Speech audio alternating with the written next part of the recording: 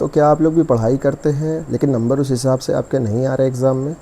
आप लोग मेहनत करते हैं लेकिन भूल जाते हैं, जो पढ़ा है वो याद नहीं आ रहा है। यहाँ हम बताएंगे आपको कि वो क्या गलतियाँ हैं 3 जो 90% स्टूडेंट कर रहे हैं, जिनकी वजह से उनके नंबर कम आ रहे हैं और उनसे भी कम पढ़ के ज़्यादा नंबर बच्चे पा जा रहे हैं। तो ये 3 गलतियाँ अगर आप सुधार लेंगे तो आपके नंबर बहुत तेज़ी से बढ़ जाएंगे और आप जो पढ़ते हैं वो आपको याद रहेगा। आपको बार बार उसको बहुत ज़्यादा रिवाइज़ करने की ज़रूरत नहीं है, 2 बार 3 बार भी रिवीज़न काफ़ी है। तो चलते हैं अपने पहले टॉपिक पे, जो कि पहला गलती है जो बहुत सारे बच्चे करते हैं, वो है कि पढ़ते जाना लेकिन रिकॉल नहीं करना। बच्चे क्या करते हैं, पहला चैप्टर पढ़ा, ठीक है, उसको पढ़ लिया, अगले चैप्टर पे चले गए, फिर अगला चैप्टर पढ़ा, फिर उसके अगले चैप्टर पे चले गए। चैप्टर वाइज चैप्टर आगे जा रहे हैं, लेकिन जब वो फिर दोबारा पढ़ने आए तो उनको याद ही नहीं आ रहा। पेपर में गए, बैठे, पेपर देने बैठे तो पता चल रहा है उनको टॉपिक ही याद नहीं आ रहा। टॉपिक याद आ गया तो अंदर का मैटर नहीं याद आ रहा है। हेडिंग तो याद है लेकिन अंदर का मैटर नहीं याद है। मन से बना बना के लिखे जा रहे हैं, उसमें क्या चीज़ें कैसे हैं वो डाले जा रहे हैं और उसके बाद कुछ चीज़ें उनको समझ में आई तो लिख दिए, कुछ नहीं आई तो नहीं लिखे। एग्ज़ामिनर जब चेक करता है तो देखता है कि बच्चा कितना उसको समझ पाया। वो टॉपिक देख रहा है कि हेडिंग तो कुछ और कह रही है पर अंदर का मैटर कुछ और कह रहा है। एग्ज़ामिनर समझ गया कि इस बच्चे ने मन से बना बना के लिखा है या किसी बच्चे से नकल करके लिखा है, तो उसको नंबर भी उसी हिसाब से कम मिलता है।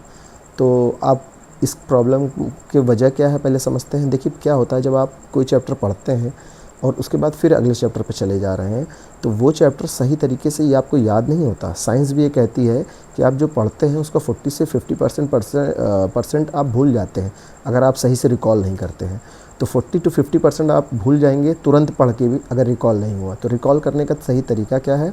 रिकॉल करने का सही तरीका यह है कि आप एक चैप्टर पढ़िए तो उसके बाद आपको कॉपी लेके बैठना है, किताब बंद कर देनी है और पूरा चैप्टर जो आपने पढ़ा है या जो भी टॉपिक आपने पढ़ा है उसको खुद को समझाना है, उसको लिखते जाना है, उसको समझाते जाना है।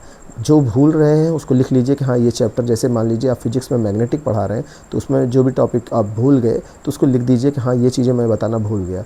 उसके बाद आपको तुरंत किताब नहीं देखनी है, पूरा चैप्टर खुद को समझा लेना है। उसके बाद जो जो चीज़ें भूली हैं उनको एक जगह नोट डाउन करना है, किताब फिर खोलना है और फिर उस चीज़ों को सही करना है और उसके बाद आपकी रिकॉलिंग जो है वो बढ़ जाएगी। फिर आपको रिकॉल बहुत अच्छा हो जाएगा, बहुत गहरी जड़ें जम जाएंगी जो भी आपने पढ़ा है और उसके बाद आपको दोबारा उसको बार बार पढ़ने की ज़रूरत नहीं है। आप 2 बार 3 बार उसको रिवीज़न करके बहुत अच्छे नंबर पा सकते हैं। दूसरा जो गलती बच्चे करते हैं वो बहुत ज़्यादा पढ़ते जाना, ये उनकी ज़्यादा गलती होती है। अब आप लोग सोचेंगे कि पढ़ते जाना तो अच्छी बात है, ये गलती कैसे हो गई? तो मैं आपको बताता हूँ।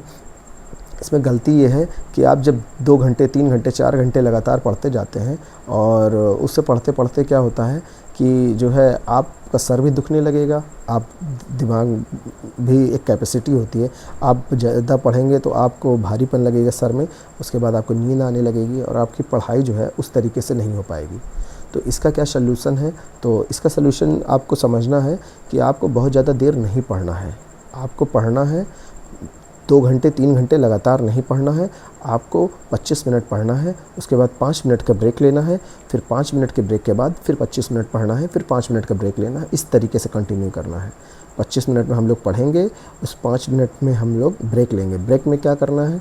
ब्रेक में आप रिकॉल कर सकते हैं जो भी आपने पढ़ा है, 2 से 3 मिनट के अंदर रिकॉल कर लीजिए उसको।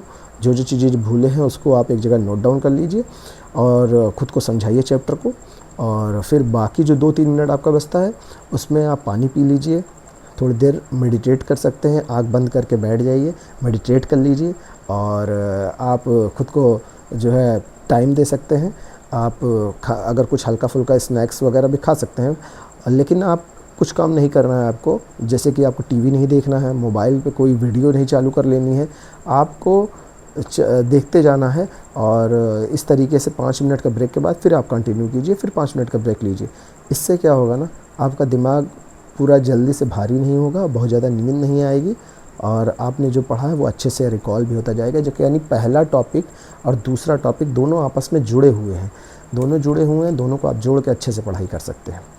तो ये काम आप कर सकते हैं। चलते हैं तीसरे अपने टॉपिक पे। तीसरा टॉपिक जो सबसे इम्पॉर्टेंट है, जो पढ़ाई के लिए सबसे ज़्यादा नुकसानदेह है, वो है बच्चे अपने नंबर को दूसरों से कंपेयर करते हैं। दूसरे टॉपर बच्चों से, अपने से तेज़ बच्चों से कंपेयर करने लगते हैं।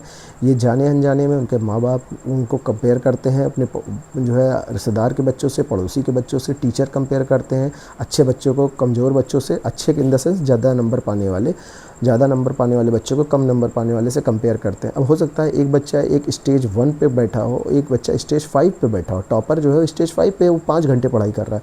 अब इधर ये 1 घंटा पढ़ाई करने वाला उससे डायरेक्ट कंपेयर करने लगेगा तो फ्रस्ट्रेट हो जाएगा। हो सकता है वो पढ़ाई ना कर पाए, या ज़्यादा पढ़ाई के चक्कर में फिर वो अपना नुकसान कर ले, उसको नींद आने लगे, या फिर सर भारी हो जाए, सर दर्द उठ सकता है, कुछ भी प्रॉब्लम आ सकती है। तो अगर आप सही टेक्निक से नहीं पढ़ेंगे तो आपको सिर्फ नंबर ही नहीं सिर्फ प्रभावित होगा, आपको ओवरऑल परफॉर्मेंस इफ़ेक्ट होगी इससे। और इसीलिए आपको सही टेक्निक से पढ़ना है। सही टेक्निक ये है कि आपको खुद से कंपेयर करना है। आपको अपनी परफॉर्मेंस एक रजिस्टर बनाना है और उसमें अपनी परफॉर्मेंस को आपको देखते जाना है। अपनी परफॉर्मेंस नापनी है।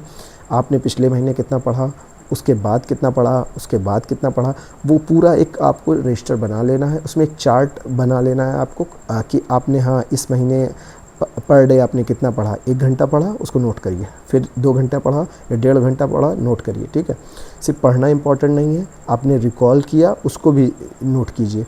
आपको कितना समझ में आया वो भी नोट कीजिए। उसके बाद फिर आप जो है खुद को टेस्ट भी दे सकते हैं। अपने घर के गार्जियन से कह सकते हैं कि उनका टेस्ट ले लें। आप खुद का भी टेस्ट ले सकते हैं और स्कूल में समय समय पर टेस्ट होता रहता है, उससे भी आप अपने असेसमेंट कर सकते हैं। अपना असेसमेंट करके आप जान सकते हैं कि आप किस जगह पे हैं। इसके बारे में भी मैं आगे वीडियो जब मैं बताऊंगा, आप लोग बताइएगा अगर इस वीडियो की ज़रूरत होगी कि असेसमेंट किस तरीके से करना है, तो असेसमेंट के बारे में मैं पूरी एक वीडियो बना दूँगा।